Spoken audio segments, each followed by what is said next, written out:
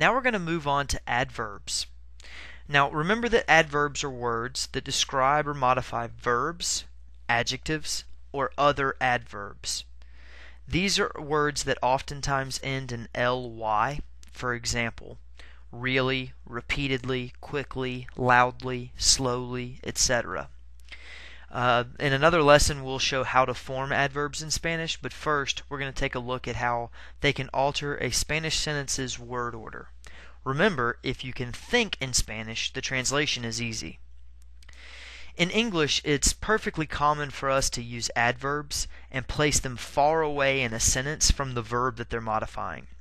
For instance, John threw the ball repeatedly. Well, in this sentence, John is the subject, threw is the verb, and repeatedly modifies threw. How did he throw the ball? He threw it repeatedly. Okay? So your adverb it's separated. John threw the ball repeatedly. And in Spanish, this would not work. In Spanish, this would be incredibly uncommon.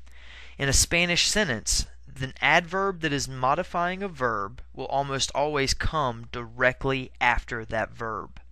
So the sentence above would, instead of being John threw the ball repeatedly, that sentence would become John threw repeatedly the ball.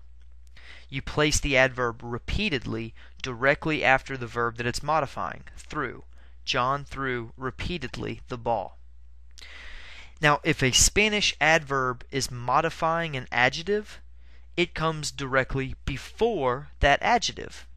For instance, if you were going to say, I'm very happy, well, very is describing happy, so it comes before the adjective. Another example would be, I'm always proud of my children. Well, always is your adverb, and it's describing proud. And an adverb describing an adjective comes before it. So you would say, I'm always proud of my children. The same is true when an adverb is modifying another adverb. For instance, he ate very slowly.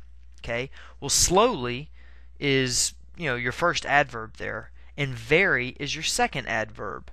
So if you were going to say he ate slowly, that sentence would remain unchanged because the adverb comes after the verb. Well, if you're going to put another adverb in there, one that modifies the original adverb, then the adverb very, it's modifying the adverb slowly, so it comes before it. Another example would, like if you're expressing too much of something or too little, too much, whatever. For instance, she walks too quickly.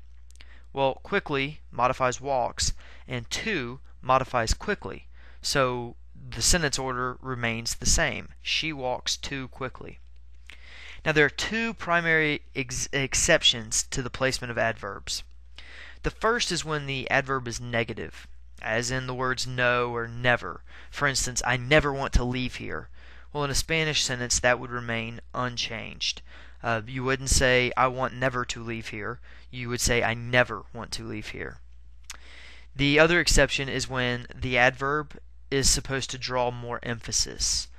For instance, if you were going to say, the birds are always singing. Well, in this sentence, you don't have to, but you could change the word order to always sing the birds. This would be done if the speaker were really wanting to communicate and put a large emphasis on the amount of time that the birds were singing, as opposed to the fact that the birds were singing. If you were just going to say, well, yeah, the birds are singing always, you would say it just like that. The birds are singing always. But if you're wanting to express that, man, those birds just never shut up, they are always singing, you could say it to add emphasis, always sing the birds.